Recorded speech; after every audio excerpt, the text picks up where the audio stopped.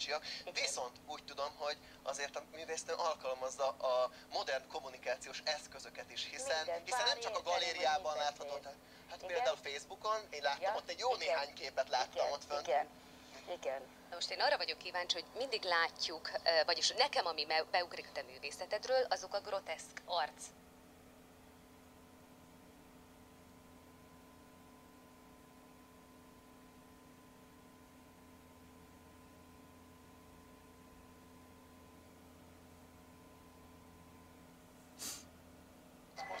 A másikon egy életnagyságú kék bálna jelzi.